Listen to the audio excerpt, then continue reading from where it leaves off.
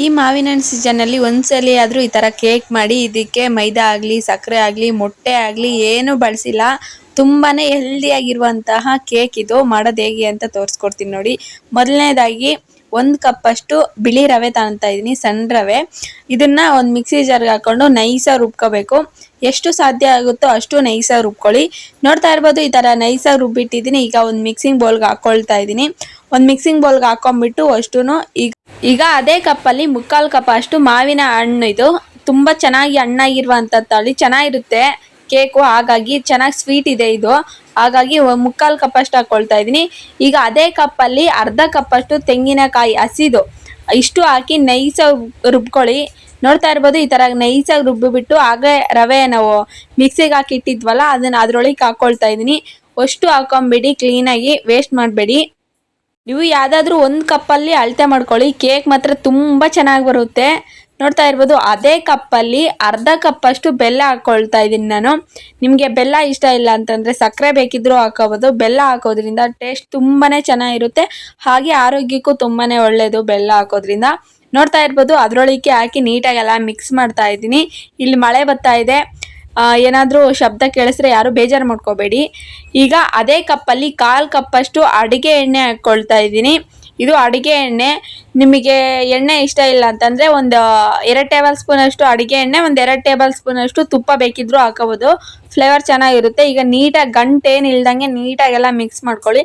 ಈಗ ಅದೇ ಕಪ್ಪಲ್ಲಿ ಅರ್ಧ ಕಪ್ ಅಷ್ಟು ಹಾಲು ತಗೊಂಡಿದ್ದೀನಿ, ಅದನ್ನು ಒಂದು ಅರ್ಧ ಭಾಗದಷ್ಟು ಹಾಕ್ಕೊಳ್ಳಿ, ಆದರೆ 1/4 ಭಾಗ 1/4 ಕಪ್ ಅಷ್ಟು ಹಾಕ್ಕೊಳ್ತಾ ಇದ್ದೀನಿ. ಟೋಟಲ್ ಆಗಿ ಹೇಳ್ಬೇಕಂತಂದ್ರೆ 1 ಕಪ್ ಅಷ್ಟು ಹಾಲು, ಅದರಲ್ಲಿ 1/4 ಕಪ್ ಅಷ್ಟು ಹಾಕಿದ್ದೀನಿ. ಹಾಕಿ ನೀಟಾಗೆಲ್ಲ ಮಿಕ್ಸ್ ಮಾಡ್ಕೊಳ್ಳಿ, ಎಲ್ಲ ಹೊಂದ್ಕೊಳ್ಳೋ ಥರ. ನೋಡ್ತಾ ಇರ್ಬೋದು ಈ ಥರ ನೀಟಾಗೆಲ್ಲ ಮಿಕ್ಸ್ ಮಾಡಿ ಇಟ್ಟಿದ್ದೀನಿ. ಇಷ್ಟ ಆದರೆ ಸಾಕಾಗುತ್ತೆ. ಈಗ ಒಂದು ಸೈಡ್ಗೆ ಇಟ್ಕೊಳ್ಳೋಣ. ಒಂದು ಸೈಡ್ಗೆ ಇಟ್ಬಿಟ್ಟು ಈಗ ಗ್ಯಾಸ್ ಆನ್ ಮಾಡಿಬಿಟ್ಟು ಅದ್ರ ಮೇಲೆ ಈಗ ಒಂದು ತವ ಇಡ್ತಾ ಇದ್ದೀನಿ. ತವ ಸ್ವಲ್ಪ ಚೆನ್ನಾಗಿ ಬಿಸಿ ಆಗಬೇಕು ಅಂತ ತವ ಇಟ್ಟು ಅದ್ರ ಮೇಲೆ ಒಂದು ಬಾಣಲಿ ಇಡ್ತಾ ಇದ್ದೀನಿ. ಈ ಥರ ಮಾಡೋದ್ರಿಂದ ಕೇಕು ಬೇಗ ಕಪ್ಪಾಗೋದಿಲ್ಲ, ಅಂದರೆ ತಳ ಹಿಡಿಯೋದಿಲ್ಲ. ಹಾಗಾಗಿ ಈ ಥರ ಮಾಡ್ಕೊಳ್ತಾ ಇದ್ದೀನಿ. ಫಸ್ಟು ಹೆಂಚಿಟ್ಟು ಆಮೇಲೆ ಅದ್ರ ಮೇಲೆ ಒಂದು ಪಾತ್ರೆ ಅಂದರೆ ಒಂದು ಬಾಣಲಿ ಥರ. ಈಗ ಕೇಕ್ ಒಂದು ಬಟ್ಲಿಗೆ ಅದಕ್ಕೆ ಎಣ್ಣೆ ಅಪ್ಲೈ ಮಾಡಿಬಿಟ್ಟು ನಂತರ ಮೈದಾ ಹಿಟ್ಟಾಗಲಿ ಗೋಧಿ ಹಿಟ್ಟಾಗಲಿ ನೀಟಾಗಿ ಸ್ಪ್ರೆಡ್ ಮಾಡ್ಕೊಳ್ಳಿ. ನಾನು ವೀಡಿಯೋದಲ್ಲಿ ಯಾವ ಥರ ತೋರಿಸ್ತಾ ಇದ್ದೀನೋ ಆ ಥರ. ಎಕ್ಸ್ಟ್ರಾ ಇರೋದೆಲ್ಲ ತೆಕ್ಕೊಂಬಿಡಿ. ಈಗ ಇದ್ರ ಕೆಲಸ ಆಯಿತು. ಇದನ್ನು ಸೈಡ್ಗಿಟ್ಟು ಈಗ ಆಗಲೇ ಮಿಕ್ಸ್ ಮಾಡಿಟ್ಟಿದ್ವಲ್ಲ ಅದರೊಳಗೆ ಅರ್ಧ ಟೇಬಲ್ ಸ್ಪೂನ್ ಅಷ್ಟು ಬೇಕಿಂಗ್ ಪೌಡರ್, 1/4 ಟೀ ಸ್ಪೂನ್ ಅಷ್ಟು ಅಡುಗೆ ಸೋಡಾ ಪುಡಿ ಹಾಕ್ಕೊಳ್ತಾ ಇದ್ದೀನಿ. ಇವೆರಡು ನಿಮ್ಗೆ ಇಷ್ಟ ಇಲ್ಲ ಅಂತಂದರೆ ಒಂದು ಇನೋ ಪ್ಯಾಕೆಟ್ ಹಾಕ್ಕೊಂಬಿಡಿ ಅಷ್ಟೇ. ತುಂಬ ಚೆನ್ನಾಗಿ ಬರುತ್ತೆ ಕೇಕು. ಮತ್ತು ಚೆನ್ನಾಗಿ ಬರುತ್ತಾ ಇಲ್ವಾ ಅಂತ ಡೌಟ್ ಏನು ಬೇಡ, ತುಂಬ ಚೆನ್ನಾಗಿ ಬರುತ್ತೆ. ಇನೋ ಹಾಕ್ಕೊಂಬಿಟ್ರೆ ಆಯಿತು, ಒಂದು ಪ್ಯಾಕೆಟು.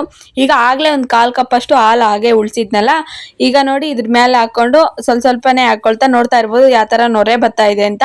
ಈ ಥರ ಹಾಕೋದ್ರಿಂದ ಚೆನ್ನಾಗಿ ನೊರೆ ಬರುತ್ತೆ, ಹಾಗೆ ಕೇಕ್ ಚೆನ್ನಾಗಿ ಉಬ್ಬಿ ಬರುತ್ತೆ. ಹಾಗಾಗಿ ಈ ಥರ ಮಾಡ್ತಾ ಇದ್ದೀನಿ. ಈಗ ನೀಟಾಗೆಲ್ಲ ಮಿಕ್ಸ್ ಮಾಡ್ಕೊಳ್ಳಿ, ಎಲ್ಲ ಹೊಂದ್ಕೊಳ್ಳೋ ಥರ. ನೋಡ್ತಾ ಇರ್ಬೋದು ನೀಟಾಗೆಲ್ಲ ಮಿಕ್ಸ್ ಮಾಡ್ಕೋಬೇಕು, ಎಲ್ಲಿ ಗಂಟು ಅನ್ನೋದು ಇರಬಾರ್ದು, ಹಾಗಾಗಿ ಮಿಕ್ಸ್ ಮಾಡ್ಕೊಳ್ಳಿ. ಇದು ನೀಟಾಗೆಲ್ಲ ಮಿಕ್ಸ್ ಮಾಡಿದ ತಕ್ಷಣ ಕೇಕ್ ಈಗ ಬಟ್ಲಿಗೆ ಹಾಕ್ಕೊಳ್ತಾ ಇದ್ದೀನಿ. ಆಗಲೇ ಎಣ್ಣೆನೂ ಮೈದಾ ಹಿಟ್ಟು ಅಪ್ಲೈ ಮಾಡಿಟ್ಟಿದ್ನಲ್ಲ ಆ ಬಟ್ಲಿಗೆ ಹಾಕ್ಕೊಳ್ತಾ ಇದ್ದೀನಿ. ಅಷ್ಟು ಹಾಕೊಂಬೇಡಿ, ವೇಸ್ಟ್ ಮಾಡಬೇಡಿ. ನೋಡಿ ಅಷ್ಟು ಹಾಕೊಂಡಿದ್ದೀನಿ. ಅಷ್ಟು ಹಾಕೊಂಡು ಈಗ ನೆಲಕ್ಕೆ 1-2 ಸಲ ಈ ಥರ ತಟ್ಟಿ, ಯಾಕಂತಂದರೆ ಏನಾದರೂ ಬಬಲ್ಸ್ ಇದ್ದರೆ ಅದೆಲ್ಲ ಹೋಗುತ್ತೆ ಅಂತ ಈ ಥರ ಮಾಡ್ತಾ ಇದ್ದೀನಿ. ಈಗ ಅದ್ರ ಮೇಲೆ ಹಸಿ ಕಾಯಿ ತುರಿ ಹಾಕ್ಕೊಳ್ತಾ ಇದ್ದೀನಿ. ಇದು ಹಾಕೋದ್ರಿಂದ ಟೇಸ್ಟ್ ಚೆನ್ನಾಗಿರುತ್ತೆ, ಹಾಗೆ ನೋಡೋದಕ್ಕೆ ಚೆನ್ನಾಗಿರುತ್ತೆ ಅಂತ ಹಾಕ್ಕೊಳ್ತಾ ಇದ್ದೀನಿ. ನಿಮ್ಗೆ ಇಷ್ಟ ಇದ್ದರೆ ಹಾಕ್ಕೊಳ್ಳಿ, ಇಲ್ಲ ಅಂತಂದರೆ ಸ್ಕಿಪ್ ಮಾಡಿ. ತುಂಬ ಚೆನ್ನಾಗಿರುತ್ತೆ ಕಾಯಿ ಹಾಕೋದ್ರಿಂದ ಫ್ಲೇವರು. ನಾನು ಇದಕ್ಕೆ ಮೊಟ್ಟೆ ಹಾಕಿಲ್ಲ, ಹಾಗಾಗಿ ಏಲಕ್ಕಿ ಪುಡಿ ಹಾಕಿಲ್ಲ. ನಿಮಗೆ ಏಲಕ್ಕಿ ಪುಡಿ ಇಷ್ಟ ಇದ್ದರೆ ಹಾಕ್ಕೊಳ್ಳಿ. ಹಾಗೆ ಮಾಡಿದ್ರೆ ಮಾವಿನ ಹಣ್ಣು ಹಾಕಿರ್ತೀವಲ್ಲ ಆ ಫ್ಲೇವರ್ ತುಂಬ ಚೆನ್ನಾಗಿರುತ್ತೆ, ಹಾಗಾಗಿ ಏಲಕ್ಕಿ ಪುಡಿ ಹಾಕಿಲ್ಲ ನಾನು. ಈಗ ಆಗಲೇ ಬಿಸಿ ಮಾಡಿಟ್ಟಿರುವಂಥ ಬಾಣಲಿ ಒಳಗಿಟ್ಟು ಒಂದು 30-40 ನಿಮಿಷ ಚೆನ್ನಾಗಿ ಬೇಯಿಸ್ಕೋಬೇಕು. ಸಣ್ಣ ಉರಿ ಇಟ್ಟು ಚೆನ್ನಾಗಿ ಬೇಯಿಸ್ಕೊಳ್ಳಿ. ನೋಡ್ತಾ ಇರ್ಬೋದು ಈಗ ಟೂತ್ ಪಿಕ್ ಹಾಕಿ ಚೆಕ್ ಮಾಡಿದ್ರೆ ಅಂಟಬಾರ್ದು, ಆ ಥರ ಚೆನ್ನಾಗಿ ಬೇಯಿಸ್ಕೋಬೇಕು. ನೋಡ್ತಾ ಇರ್ಬೋದು ಈಗ ಗ್ಯಾಸ್ ಆಫ್ ಮಾಡಿಬಿಟ್ಟು ಕಂಪ್ಲೀಟಾಗಿ ತಣ್ಣಗಾಗಿ ಹಾಕ್ಬಿಡ್ತಾ ಇದ್ದೀನಿ. ನೋಡಿ ಕಂಪ್ಲೀಟಾಗಿ ತಣ್ಣಗಾದ್ಮೇಲೆ ಸೈಡಲ್ಲೆಲ್ಲ ಚಾಕು ಸಹಾಯದಿಂದ ಸೈಡಲ್ಲೆಲ್ಲ ಬಿಡಿಸ್ಕೊಂಬಿಡಿ. ಅದೇನೆಲ್ಲಿ ಅಂಟಿರೋದಿಲ್ಲ, ಯಾಕಂತಂದರೆ ನಾವು ಎಣ್ಣೆನೂ ಮತ್ತು ಮೈದಾ ಹಿಟ್ಟು ಅಪ್ಲೈ ಮಾಡಿರ್ತೀವಲ್ಲ, ಹಾಗಾಗಿ ಅದೆಲ್ಲಿ ಅಂಟಿರಲ್ಲ. ತುಂಬ ಚೆನ್ನಾಗಿ ಬರುತ್ತೆ ಕೇಕ್ ಮಾತ್ರ. ನೋಡಿ ಹೊಸ್ದಾಗಿ ಟ್ರೈ ಮಾಡೋರು ಸಹ ಮಾಡಿ, ತುಂಬ ಚೆನ್ನಾಗಿ ಬರುತ್ತೆ. ನೋಡ್ತಾ ಇರ್ಬೋದು ಈಗ ತೆಕ್ಕೊಳ್ತಾ ಇದ್ದೀನಿ ಯಾವ ಥರ ಬಂದಿದೆ ಅಂತ ನೀವೇ ನೋಡ್ತಾ ಇರ್ಬೋದು. ಈಗ ಓವನಲ್ಲಿ ಮಾಡಿದ್ರೆ ಯಾವ ಥರ ಇರುತ್ತೋ ಅದೇ ಥರನೇ ಇರುತ್ತೆ ಟೇಸ್ಟ್ ಮಾತ್ರ. ನೋಡ್ತಾ ಇರ್ಬೋದು ಎಲ್ಲಿ ಸೀದಿಲ್ಲ, ಕಪ್ಪಾಗಿಲ್ಲ, ತುಂಬ ಚೆನ್ನಾಗಿ ಬಂದಿದೆ. ಸ್ಪಾಂಜಿಯಾಗಿ ಬೇಕ್ರಿಯಿಂದ ತಂದರೆ ಯಾವ ಥರ ಇರುತ್ತೋ ಅದೇ ಥರನೇ ಇರುತ್ತೆ. ಅದಕ್ಕಿಂತ ತುಂಬ ಚೆನ್ನಾಗಿರುತ್ತೆ, ಯಾಕಂತಂದರೆ ನಾವು ಮನೆಯಲ್ಲೇ ಹೆಲ್ದಿಯಾಗಿ ಮಾಡಿರ್ತೀವಿ. ಮೈದಾ ಹಾಕಿಲ್ಲ ಮತ್ತು ಸಕ್ಕರೆ ಹಾಕಿಲ್ಲ, ಏನು ಹಾಕಿಲ್ಲ, ತುಂಬಾ ಚೆನ್ನಾಗಿರುತ್ತೆ. ಈ ತರ ಮಕ್ಕಳು ಮಾಡ್ಕೊಡೋದ್ರಿಂದ ತುಂಬಾ ಇಷ್ಟಪಟ್ಟು ತಿಂತಾರೆ, ಹಾಗೆ ಆರೋಗ್ಯಕ್ಕೂ ತುಂಬಾನೇ ಒಳ್ಳೇದಲ್ಲ. ಮಾವಿನ ಹಣ್ಣು ಸೀಸನ್ ಮುಗಿಯೋ ಅಷ್ಟರೊಳಗೆ ಒಂದ್ಸಲಿ ಆದ್ರೂ ಈ ತರ ಮಾಡಿ, ತುಂಬಾ ಚೆನ್ನಾಗಿರುತ್ತೆ. ಮಾಡಿ ಹೇಗಿತ್ತು ಅಂತ ಕಮೆಂಟ್ ಮಾಡಿ ಮರಿಬೇಡಿ. ನೋಡ್ತಾ ಇರ್ಬೋದು, ಈಗ ಕಟ್ ಮಾಡಿ ತೋರಿಸ್ತಾ ಇದ್ದೀನಿ. ನೋಡೋದಕ್ಕಂತೂ ತುಂಬಾ ಚೆನ್ನಾಗಿ ಕಾಣ್ತಾ ಇದೆ, ನೋಡೋದಕ್ಕೆ ಎಲ್ಲ ತಿನ್ನೋದಕ್ಕೂ ತುಂಬಾ ಟೇಸ್ಟಿ ಆಗಿದೆ. ನನ್ನ ಮಕ್ಕಳಂತೂ ತುಂಬಾ ಇಷ್ಟಪಟ್ಟು ತಿಂದರು ನಿಜವಲ್ಲೂ. ನೋಡ್ತಾ ಇರ್ಬೋದು, ಈಗ ಕಟ್ ಮಾಡಿ ತೋರಿಸ್ತಾ ಇದ್ದೀನಿ ಎಷ್ಟು ಸಾಫ್ಟಾಗಿ ಕಟ್ ಆಗ್ತಾ ಇದೆ ನೋಡಿ. ನೋಡಿದ್ರಲ್ಲ ಫ್ರೆಂಡ್ಸ್ ಯಾವ ಥರ ಮಾಡೋದು ಅಂತ. ಇದೇ ಥರ ವೀಡಿಯೋಸ್ಗಾಗಿ ನಮ್ಮ ಚಾನಲ್ನ ಮರಿದೇ ಸಬ್ಸ್ಕ್ರೈಬ್ ಮಾಡ್ಕೊಳ್ಳಿ. ನಾಳೆ ಮತ್ತೊಂದು ವಿಡಿಯೋ ಜೊತೆ ಸಿಗೋಣ ಫ್ರೆಂಡ್ಸ್, ಬಾಯ್.